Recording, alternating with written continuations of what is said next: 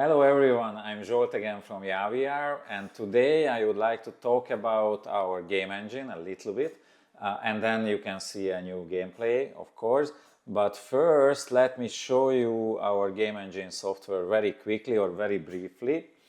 The game engine basically is for to catch the game data, I mean the motion data from the games, and send it to our simulator. So it's some kind of middleware software which can connect to the game and in the same time can connect to the simulator and transfer the motion data from the game to the simulator.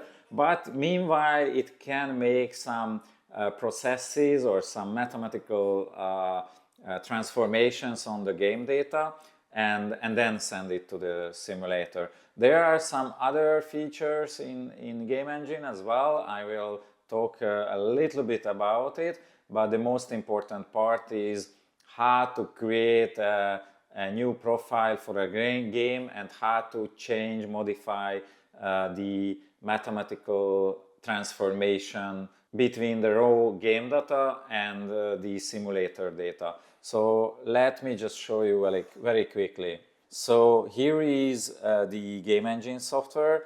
It's basically it's the current version or almost the current version, but we will update it very soon. We will do some graphical changes and we will do some UI changes, but basically the functionality will be the same. So that's why I can demonstrate you now. So here is the software, and we have lots of menu points. And the first is the device selection. So in a regular cases, you can select here the device, but now we have an automatical device recognition. So if I stop the plugin, and by the way, the game recognition is also automatical. So I just stop the plugin, the device has been stopped. And now, if the device selection and game library is available now, and if I stop the current session, then here is the active device, but the computer or the game engine can automatically connect to the device and to the game as well. That's why the device started automatically, because the game engine recognized the device, the game engine recognized the game, and it's just started everything automatically. You don't have to do anything. But let me just turn off this automatic recognition. So here in the app settings menu point, and let me show you this menu point or this function first. There are lots of possible settings, but here is what we have to check out now is auto start plugin when game starts. I uncheck it and try to connect automatically, uncheck. And now if I go back to the device selection and stop the current session, then here will be the device stopped. Here will be the available devices. If you have more than one device, then it will be visible and you can select one. And because I deselect the automatic recognition, I can see the game library. This is the second menu points of game engine. Here are the available games, and you should select the actual game by hand. But if you turn back the automatic recognition, then it will be selected by the game engine. So right now it will be Dirt Rally 2, and if I select it, then the simulator will not start automatically. I have to push the start plugin now, and now the game engine waiting to start the game, and if it's recognized the game is started, then it will connect to it. So right now here you can see it's in game. And you should start the device manually as well. So nothing automatical, everything is manual, but it gives you full control on the device. But if you like to do everything automatically, then you should just come back to the app settings and do it. Okay, so that was the device selection, the game library, and app settings. let's see the description. So here in the description menu point you see the game what you want to play with, and here is a patch game button. Usually it's here, sometimes it's not, if it cannot be automized, but if it's possible to automatically patch the game, then you should just click on this button and you don't have to do anything else.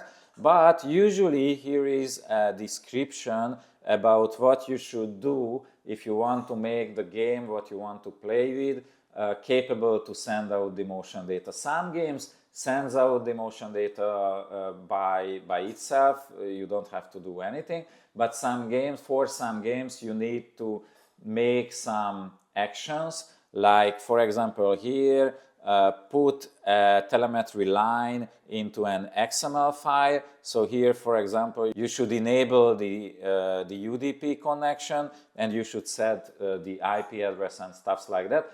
But here we can do it by the game engine, so you don't have to do anything.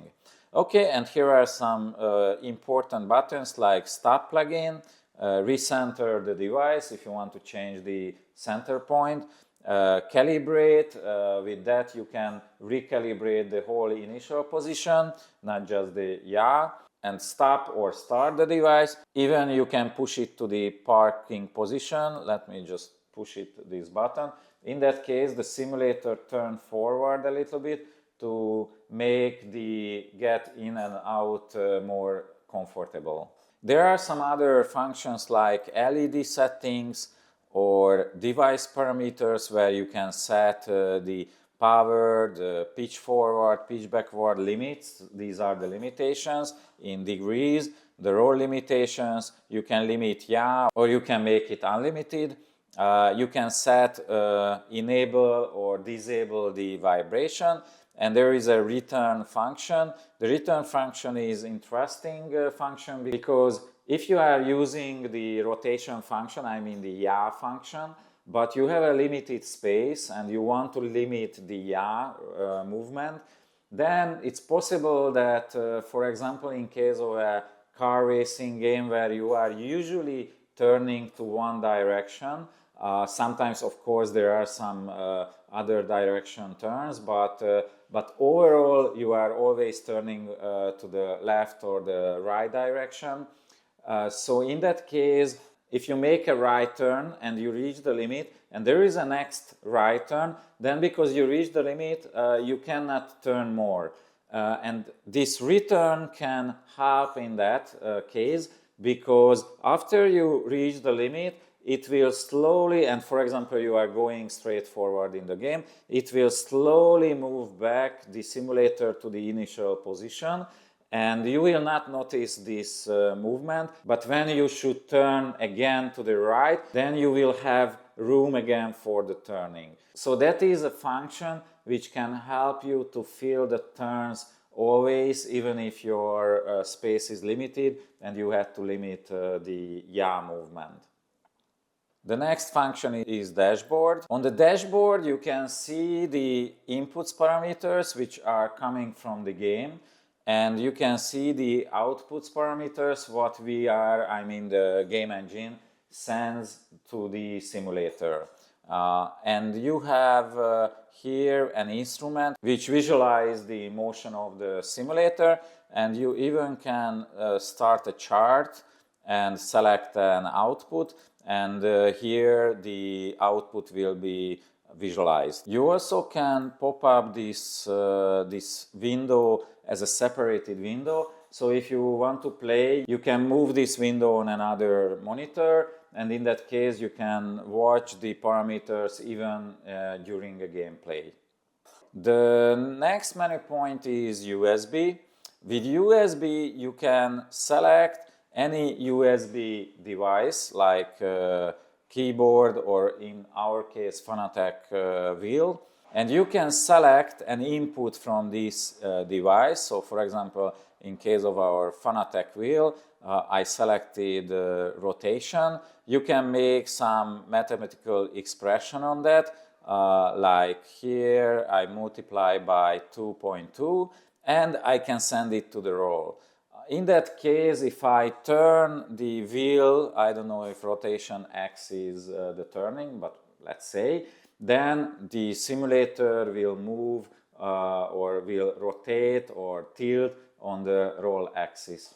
Why is it great? It's great because if you have a game what don't provide motion data, then you still can play with them with our simulator, because you can use the wheel as an input source and you can send it to the roll. So when you rotate the wheel, then the car or the simulator will tilt a little bit to the left, let's say, and you will feel that the simulator reacts what you are doing in the game. For example, in case of War Thunder, if I remember correctly, we set the trigger of the joystick to the vibration.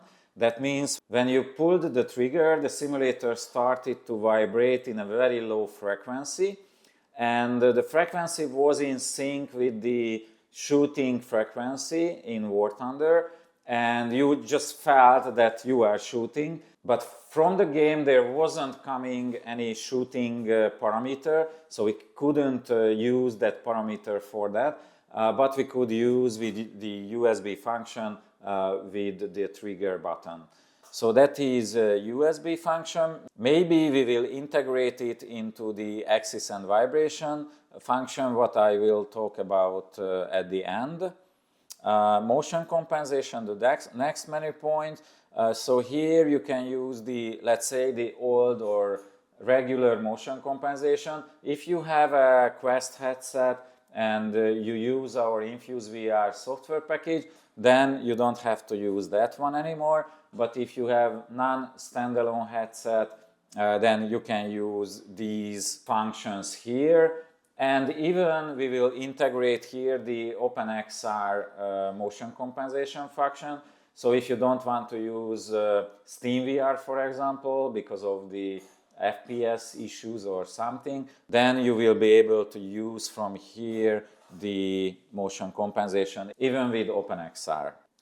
Plugin Manager. In Plugin Manager, you can see all the plugins what you can use with our system, and even you can see if there is some new updates, because we are going to update our plugins and presets, I mean profiles, time to time. So here you can download it, and that's all what you have to do, so you don't have to install and stuff like that, but you can just use it from here. And I have already showed you app settings. And the last menu point what I wanted to keep to the end of this introductory video is the axis and vibration, what is maybe the most important function of this game engine. Here you can set the exact motion parameters for a certain game. So this is where you can decide how moves the simulator according to the game parameters. Let me go through very quickly. Let me start with the top part of the screen. So here you can select the profile, what you want to use. So for example, here are two profiles. One is new profile and new profile 2. But even I can add a new one. So usually we have a default profile, which is not a new profile. I just renamed it, but let me rename it again. With that button you can rename. Let me write here default, and from now this is the default profile. You can rename it, but it's the default what comes with the original plugin. But you can just do your own profile and change everything. You can just push this button and there will be coming a new profile like this one. You can rename it, let's say my profile, and from that point you can set anything you want, and you can always go back to the default profile if you wish. Okay, you can delete the profile, you can export it. It's an important function because you also can import profiles. So if you export the profile, then you will have a profile file like a TXT file, and you can share it with anyone. And if you get a profile like this, then you can import here and you can use it. So on that way, you guys can share to each other any profiles. Later on, there will be an online database where you will be able to share your profile through the cloud, and it will be very comfortable and easy. All right, we have some filters here, so you can filter on the inputs. So for example, let's say RPM, and if I set it, then I will see here just the RPM related lines. And okay, let's go to the all, and here you can filter the outputs. So for example, for the Yaw, I mean, I have to turn off everything and just click on the Yaw, and then here you will see just the lines or the commands which are affects the Yaw output. And let's go through. So this is the Dirt Rally profile, Dirt Rally 2, and let me go through and explain you very quickly how it works. So usually one line is one command for the simulator. That means we have an input. So for example, in this case, the input is the Yaw parameter from the game. So it's coming from the Dirt Rally game. The Yaw is the rotation parameter. So where are you heading in the car? Maybe it's a global parameter, I believe. And you can invert it if you wish, or if it's necessary. And here is two multipliers. One is for one direction, the other is for the other direction.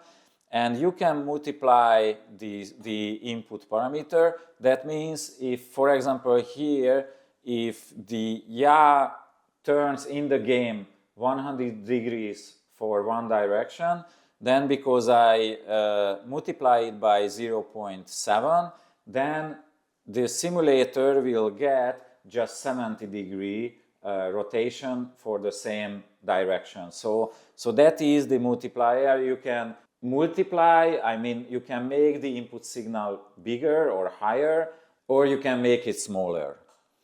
And you can smooth this signal, the output signal. You can make some smoothing, and you can duplicate this line or you can delete this line. And there is another important function. If you just roll down this line with this button, then there is spike flatter. This spike flatter function is not working properly yet. We are still working on it. It's an interesting function, and here in Dirt Rally it would be important. I will explain you during the gameplay, but unfortunately it's not working perfectly. In some games, the forces or the input signals could be very fast, usually the forces. So for example, if I collide to the wall, then the forces which cause the deceleration will appear on a very high level, but just for a very short time. That means we can send the data to the simulator, but until the simulator would move, the data is already disappeared, and you will just miss the feeling, so you will not be able to recognize that something happened. So for example, if we recognize a very high level of force, but it exists just a very short of time, then we should keep it for a little bit longer time to make possible to send it to the simulator and to give some time to the simulator to react for this force. And that is what spike flatter does. So here you can set the activation level, and here you can set the time level, what you want to keep for the signal. So that means the signal will goes down to the original level, the previous original average level, and that is the time what we gives to the signal to goes down. There is an offset. With that you can shift the input signal a little bit. We have a dead zone, so if the signal doesn't reach a certain level, what you set here, then the simulator will not recognize this signal. We have component type, it is value now. That means we use the original value what came from the game. but you can set to delta. Delta means the first derivative of the original value. Like, for example, if you get, for example, speed here, then it will be acceleration. If you get here position, that it will become speed. And we have an incremental parameter. That means if you have small signals, for example, then you can add these input levels to each other, and it will just grows from frame to frame, and you can just manipulate this data. We have limits, so you can limit this output signal. So what you calculated, you can make a limitation on it. And we have conditions and math. Condition means you can create here a condition that this line will affect the simulator movement just if, for example, the speed less than, let's say, 5. And okay, so in that case, you can do anything here, but it will affect the simulator motion just if the condition is true. Okay, let me delete it very quickly. And we have also a very similar function, but it's math. So here you can select an operator like add, subscribes, and stuffs like that. And you can select another input. So in that case, for example, we had here the Yaw input. We can add the speed to the Yaw input. It doesn't make sense here, but that's the example about the math. By the way, this function is not very sophisticated, so we want to further develop it to make it possible to write here any kind of mathematical expressions, even multiple expressions, and use any inputs or outputs from game engine. Okay, and basically these are the most important functions. And let me explain what you can see here. So here you can see all the inputs, so like RPM, force longitudinal, force lateral, pitch, roll, yaw, and so on, suspensions, positions, velocities, and so on. And here you can just select what inputs do you want to manipulate and what output want to use. That means here, as I already explained you, we use the yaw, multiply by 0.7 and send it to the yaw. By the way, here you can always turn on and turn off a function. Let me show you the next one. So here, this is for the car rotation in dirt rally. So if my car will rotate by, as I told you, 100 degrees, then we will have 70 degrees in the simulator. We have here two disabled functions. It's for amplitude and hertz. We have a built-in vibration, and here we use the RPM for vibration. That means the incoming RPM multiplied by 0.5 and send it to the amplitude of the vibration. And one line down, another RPM input, and send it to the frequency of the vibration multiplied by 0.8. That means if I would enable this function, then the simulator would vibrate according to the RPM of the car. I mean the motor's RPM of the car. So the higher the RPM, the simulator vibrates with higher amplitude and higher frequency. But for me it's not necessary now because I'm using butt kicker. And the next one is pitch. So we use the pitch input to set the pitch output. I mean the simulator tilt backward, forward. And as you can see, it's not symmetrical. So we use 1.3 multiplier for the tilting forward and just 1 for the backward. And we have roll the same, we just using 1 multiplier 1. And here is a force lateral. I think I'm not 100% sure, but it's for the side forces. And we send it to the roll. So for example, if the car has big side forces, then the simulator will turn to the left or the right depending on the forces. We have the suspensions, which are the most important, or one of the most important feature here, because we send the suspension position to the roll and to the pitch.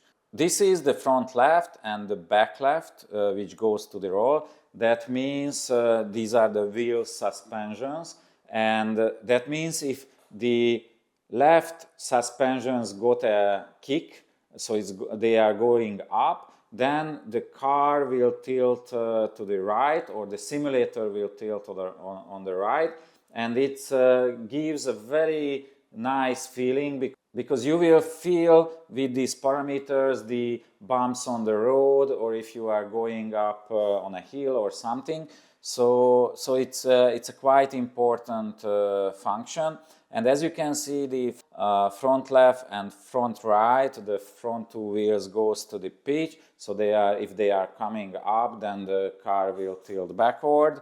We also have front right and back right, which goes to the roll. So we already had a left two wheels goes to the roll, and right two wheels goes to the roll as well. So that these four parameters all together just balance to each other. But for that, one should be inverted, because one side wants to push the car to one direction and the other side wants to push the car to the other direction. So that's why I have to invert one side, and to figure out which side is inverted and which one is not, then you should just try it, and that's all.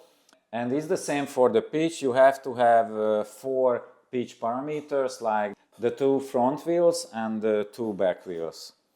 Alright, so these were the suspensions. And we have the force long parameter, which the forces which affects the forward, backward direction. And we send it to the pitch. And there is where we would like to use this spike flatter, but it's not really working, because that is where we could recognize that you hit a wall, and we could just tilt forward the simulator for a little time, and that would gives you a real feeling that you are hitting a wall, but unfortunately it doesn't work. In some other cases with some other games, these forces are not that narrow in time, I mean, so the simulator there can recognize these forces and just affect this tilt forward simulation. Unfortunately, here it's usually not working. Sometimes I feel the hit, but sometimes not. But we are working on that, so later on we will update this profile. Okay, so that was Game Engine, and it's important that Game Engine is part of our software package and it's free, so you can use it for free. You can use it with Infuse VR. And if you want to enjoy our one-click gaming experience, then I would suggest to use our own game engine. But of course, you can use Sim Racing Studios or you can use SimTools. To use game engine is not mandatory, it's absolutely your choice. And now let's see how the theory works in practice. So let's start the most exciting part of this video, the Dirt Rally 2 gameplay. Alright, so this is Dirt Rally 2. I'm very excited because I practiced a little bit yesterday, and if I want to be honest, I am not a good driver. So please don't expect any nice thing on this gameplay. But let me just tell you my first impression when I first checked this game in VR. I was just amazed because the graphics is just beautiful. So there are lots of objects, lots of trees, plants, very nice environment. Look at that. All the grassy plants are detailed and moving. I don't understand how is it possible, and if it's possible, why there is no other games which are that rich in objects and visual environment. Okay, let's start. And the first thing what I noticed is that if I push the acceleration pedal, then the simulator tilted back a little bit.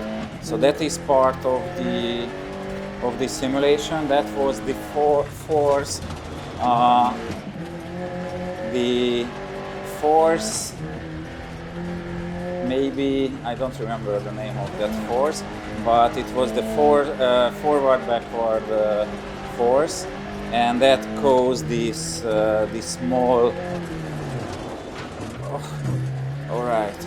I don't know if you have seen, but I feel every small bumps on the road.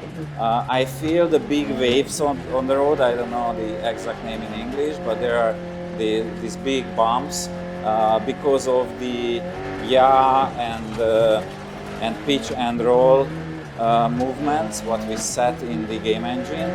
And in the same time, I feel these small bumps on the road because of the suspension forces or suspension settings what we set in. Okay, I have to focus on a little bit to the road if I don't want to end up in the woods, but it's just super fun. I cannot tell you how great is it, because it's a real physical, let's say, exercise. Maybe not that is the good word for that, but I really feel that I have to work with this car to keep on the road, and because you feel the whole surface and whole environment is just okay. Let's use sometimes the brake pedal. Usually I forgot to use it. So honestly, as I told you, I already practiced, but I don't think it's noticeable. I'm really sorry because of that, and I know that sometimes it can be disturbing that an amateur are trying to play the game what you know very much, but it's about the motion simulator and not about my skills. But I'm quite good. No, I'm just kidding. So I feel here the road surface, and if I'm coming here, I immediately feel that I'm off the road, and even I feel that it's the right side. I don't know how exactly, but I really feel, okay, now it's obvious because the simulator tilted to the right, but it's quite good. And even I can recognize when my car is, let's say, drifting. Yeah, maybe the good word is the drifting. I don't know if you can see from outside, but from inside it's very real. So right now, for example, you can see. Okay, let me just brake. And I feel immediately when I left the side of the road, you can see the big roll motion capability is very useful here, and even the pitch. So if I drive to here, for example, you can see immediately I feel the whole process. So it's just amazing. Okay. Let's move forward, and the drift is just unique. So I really feel that my car is drifting on the road, and even sometimes I feel when I accidentally drifting. Not now, because now I'm very cool. Okay, not that much. It was almost very cool, but unfortunately at the end I just screwed it up. But doesn't matter, because it's very, very, very cool and enjoyable feeling. Okay, here again, my front right wheel just hit the side of the road, and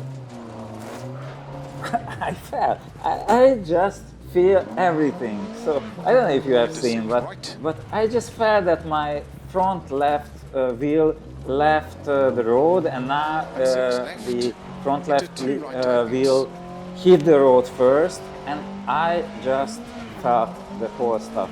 What is a little bit missing for me is from the game is the noises when you hit the wall. So I mean the car noises. I hear just the motor noise, but I don't hear the environment. So I don't hear very well when I hit the wall. I hear a little bit, but it would be very immersive if it would be much louder. Okay, let's go forward. It's something extremely cool. And because I have controller-based motion compensation, I don't feel any dizziness. Before that, sometimes there is some glitches. Our computer is not the most powerful computer, so we definitely have to change it in the future, in the near future. So sometimes just I see some glitches, and I have to be careful with my left hand to not cover the controller. We are working on a controller holder, what will be... All right, let me try to somehow escape from here, but I cannot. Oh, okay, maybe now. I have a front wheel drive, but maybe now, no. It's a very steep. Okay.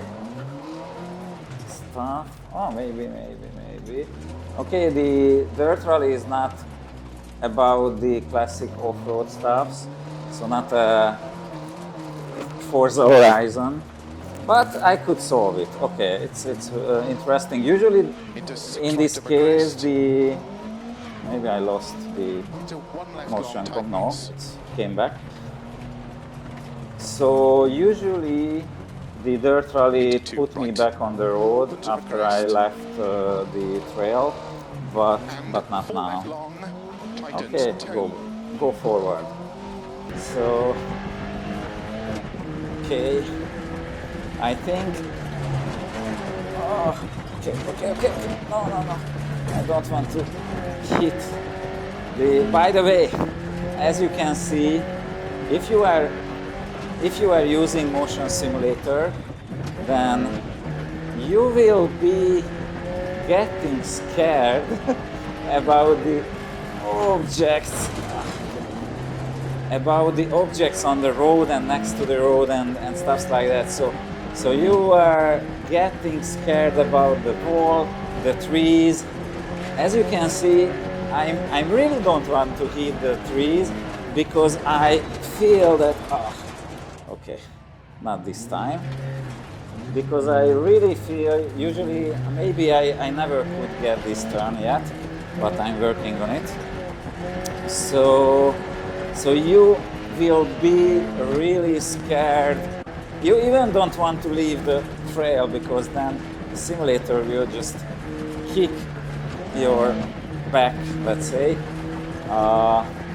immediately. So you even don't want to leave the road, but to hit a tree, you really want to avoid that. And I turned off the vibration now because I have. Okay. Sorry.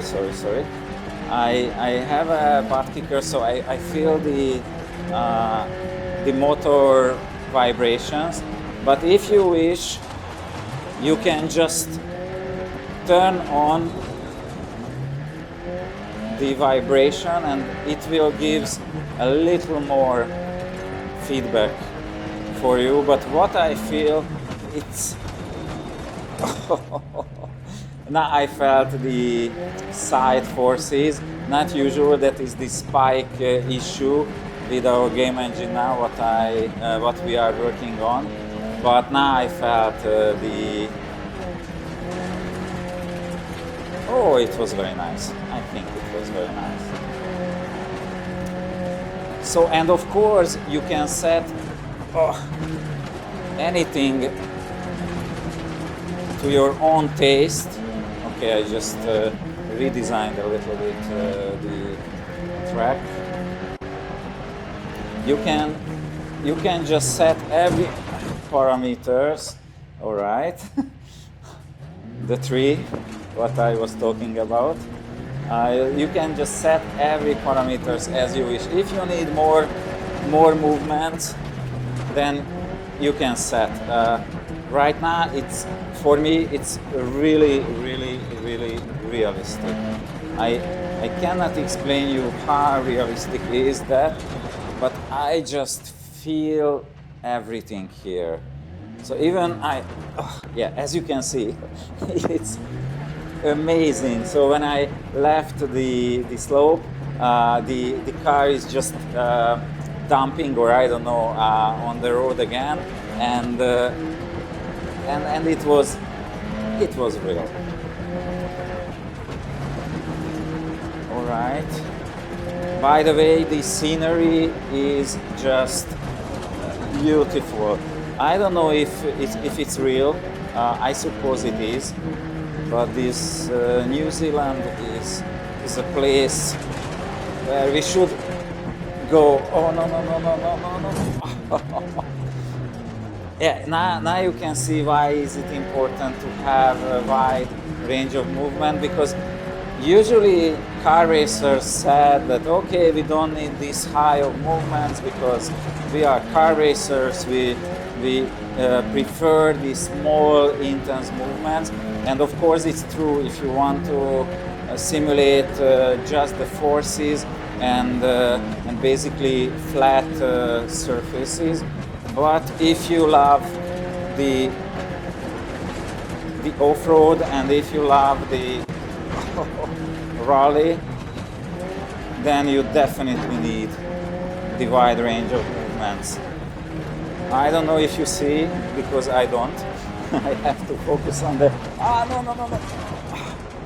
Ooh, it was the last minute. Okay. So I'm getting real... I'm feeling real tired. Okay. So I was a little bit too fast. So it's just a real task. Okay.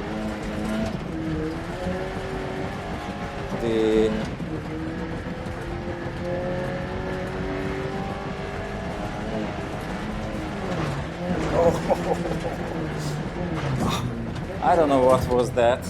Maybe I left the trail, but it's really not recommended to leave the trail because it can hurt, really. So what I wanted to tell you about the scenery, so maybe it's real, and we have to come here, we have to visit this place because it's as much beautiful as possible. And congratulations for the designer, because he just made a very good job. Okay, I think I'm a little bit tired. So it's not just a game anymore. I have to tell you, it's a real thing. I could just talk about the philosophical effect of virtual reality, if these stuffs are real or not. But you know, I have a real enjoyment or real how can I say, real happiness to be here, and I feel the whole scenery around me. I hear the noises, I can respect this beautiful scenery like in the real life. So it's just a philosophical question if it's real or is just virtual. And my adrenaline, my sweating is definitely real. My pain in my head and in my bottom is also just real. So you should decide if it's just a game with Yaw3 or it's some kind of new level of reality or immersion. But I definitely feel the pure reality here. And finally, I finished the trail. I don't know if you can see, I'm really sorry if I look terrible, maybe more than usual, but oh my God. I cannot express my enjoyment and the entertaining factor of this game and honestly of this simulator. I know I should be more careful with these words, but really this device adds a lot for this game. So this game and this device with the high range of movement is just a perfect match. It was pure enjoyment. It was super real. It's just the perfect experience. So guys, thank you very much for your attention. I'm really sorry if my driving skills are not the best, but you don't need to have great driving skills to enjoy this game. If you like this video, please push the like button on YouTube, it helps us a lot, and subscribe to our channel. You also can buy this simulator if you like what you have seen here. You can buy this simulator in our web shop. It's shop.yawvr.com, but you can find it in the description of the video. And thank you again for your attention and see you next time.